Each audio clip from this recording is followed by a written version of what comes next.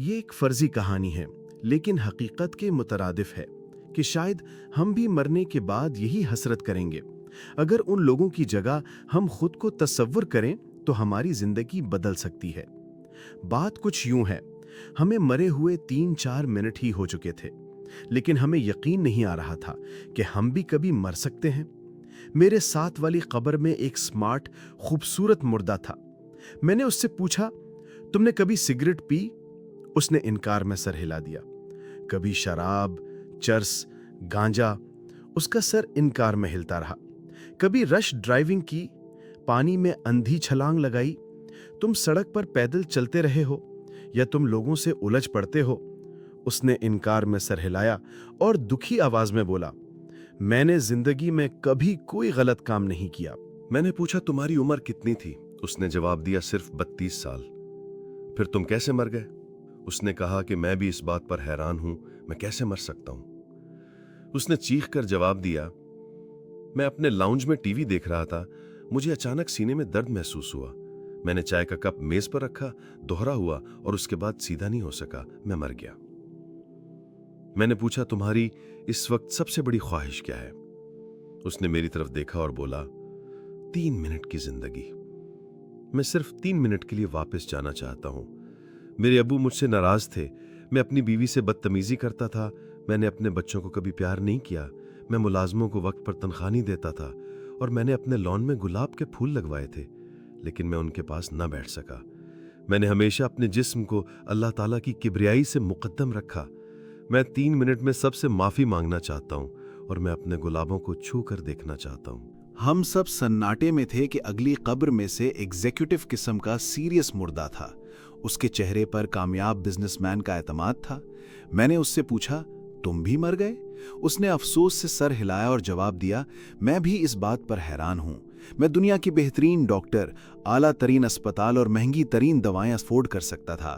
میں نے دنیا کی مہلک ترین بیماریوں کی ویکسین لگوا رکھی تھی۔ میں امریکہ اور یورپ کی بہترین لیبارٹریوں سے ہر 4 ماہ بعد اپنے ٹیسٹ کرواتا تھا۔ ہفتے میں 2 بار سٹیم باتھ لیتا تھا۔ میں ڈائٹ چارٹ کے مطابق خوراک کھاتا تھا۔ ہر ہفتے فل باڈی مساج کرواتا تھا۔ میں کام کا اسٹریس بھی نہیں لیتا تھا۔ میں نے ہمیشہ بلٹ پروف گاڑی اور ذاتی جہاز میں سفر کیا۔ میرے پاس 5000 لوگ ملازم تھے۔ یہ لوگ میرا سارا اسٹریس اٹھا لیتے تھے اور میں صرف عیش کرتا تھا۔ مگر پھر مجھے کھانسی آئی، میں نیچے جھکا، فرش پر گرا اور مر گیا۔ اور میں پچھلے 3 منٹ سے یہ سوچ رہا ہوں، میں کیسے مر سکتا ہوں؟ میں نے تو کبھی مرنے کے بارے میں سوچا ہی نہیں تھا۔ میں نے اس سے پوچھا، تم اب کیا چاہتے ہو؟ اس نے تڑپ کر جواب دیا، بس 2-3 منٹ کی زندگی۔ میں واپس جا کر اپنی ساری دولت کسی مدرسہ یا ویلفیئر کے لیے وقف کرنا چاہتا ہوں۔ میں اس سے بڑا اسلامک ادارہ یا فری میڈیکل کالج، ملک کا سب سے بڑا تھیلیسیمیا اسپتال یا پھر ملک کی سب سے بڑی سائنس یونیورسٹی بنانے کا حکم دوں گا اور پھر واپس آ جاؤں گا۔ ابھی اس کی بات جاری تھی، تیسرا مردہ بول پڑا۔ یہ مردہ چال ڈھال اور شکل شباہت سے سیاستدان دکھائی دیتا تھا۔ اس کے چہرے پر مکاری موجود تھی۔ میں نے پوچھا، صاحب آپ بھی فوت ہو گئے؟ وہ دکھ میں ڈوبی آواز میں بولا، ہاں، اور میں اسی بات پر حیران ہوں۔ سوچ رہا ہوں میں کیسے مر سکتا ہوں۔ میں تو وہ شخص تھا جس کے ایک نعرے پر لوگ جان دیتے تھے۔ میری گرفتاری، میری قید پر میرے ورکر خود سوزی کر لیتے تھے۔ لوگ مجھ سے ٹکٹ لینے کے لیے 11,000 وولٹ کے کھمبے پر چڑھ جاتے تھے۔ میرے جوتے اٹھا کر سینے سے لگا لیتے تھے، اور میں اس وقت تک کوئی چیز کھاتا تھا اور نہ ہی پیتا تھا۔ میرے ڈاکٹر جب تک اس کی تصدیق نہیں کر دیتے تھے، میں ہمیشہ بلٹ پروف شیشوں کے پیچھے رہا، اور میں تقریر بھی بلٹ پروف کیبن میں کھڑے ہو کر کرتا تھا۔ میں ہر مہینے عمرے کے لیے جاتا تھا اور ہر دوسرے دن 2 لاکھ روپے خیرات کرتا تھا۔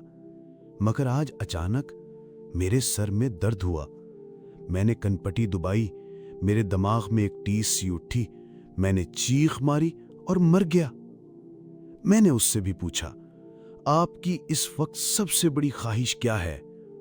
اس نے ہنس کر جواب دیا، صرف 2 منٹ کی زندگی۔ میں اس دنیا کے تمام سیاستدانوں کو یہ پیغام دینا چاہتا ہوں، आप मौत से नहीं बच सकते। चुनाचे अवाम और अपने दरमियान से बुलेट प्रूफ शीशे हटा दें। खिदमत और तब्दीली वही है जो आप आज ले आएं। अगर आज की ट्रेन मिस कर दी तो दोबारा नहीं पकड़ सकेंगे। आप खादिम हैं तो खिदमत करें, नारे ना लगाएं। अभी इसकी बात जारी थी कि मौलवी साहब का मुर्दा सीधा हो गया। उनके माथे पर ज़ुहद और तकवा का मेहराब था, गर्दन अज्ज और इनकिसारी के बोझ से झुकी हुई थी। मैंने उन्हें पूछा, हुजूर आप भी मर चुके हैं? मौलवी साहब बोले, मैं भी इस बात पे हैरान हूं। मैंने जिंदगी में सैकड़ों जनाजे पढ़ाए, अपनी हर तकरीर में मौत, मैदान हश्र और हिसाब का जिक्र किया, लेकिन उसके बावजूद मुझे यकीन था मैं नहीं मरूंगा। अल्लाह ताला मुझे बहुत उम्र देगा और मैं जब तक मौत के फरिश्ते को इजाजत नहीं दूंगा ये मेरे बिस्तर के करीब नहीं फटकेगा। मगर हुआ इससे उल्ट। मैं मस्जिद में नमाज से फारिग हुआ, अभी मस्जिद से निकलने भी ना पाया कि रूह जिस्म से परवाज कर गई। मुझे भी अब सिर्फ 3 मिनट चाहिए। मैं दुनिया को बताना चाहता हूं कि आप लोगों को अल्लाह ताला, किताब अल्लाह और रसूल अल्लाह सल्लल्लाहु अलैहि वसल्लम की तरीकों को अपनाना चाहिए। अल्लाह से अपनी गलतियों, गुनाहों और कोताहियों की माफ़ी मांगो, कुरान करीम पढ़ो और रसूल अल्लाह की हर एक सुन्नत से अपनी ज़िंदगी संवारते जाओ। हम लोग जो हमेशा ये कहते रहते हैं कि एक बार घर की जिम्मेदारियां पूरी हो जाए तो फिर नमाज पढ़ूंगा, दाढ़ी रखूंगा, हज करूंगा, खिदमत करूंगा। जैसे दरिया का पानी खत्म नहीं होगा, हमें उस पानी से ही पार जाने का रास्ता बनाना है। इसी तरह जिंदगी खत्म हो जाएगी, पर जिंदगी के काम और जिम्मेदारी कभी खत्म नहीं होंगे। ये थी आज की कहानी। आपको कैसी लगी? इस वीडियो को लाइक करें, अपने फैमिली और दोस्तों के साथ शेयर करें। अपनी राय कमेंट्स में जरूर शेयर करें। अगर आप मजीद ऐसी सबक आमोज और दिलचस्प कहानियां सुनना चाहते हैं तो हमारे चैनल को सब्सक्राइब करना ना भूलें, ताकि आने वाली हर वीडियो आपको मिलती रहे।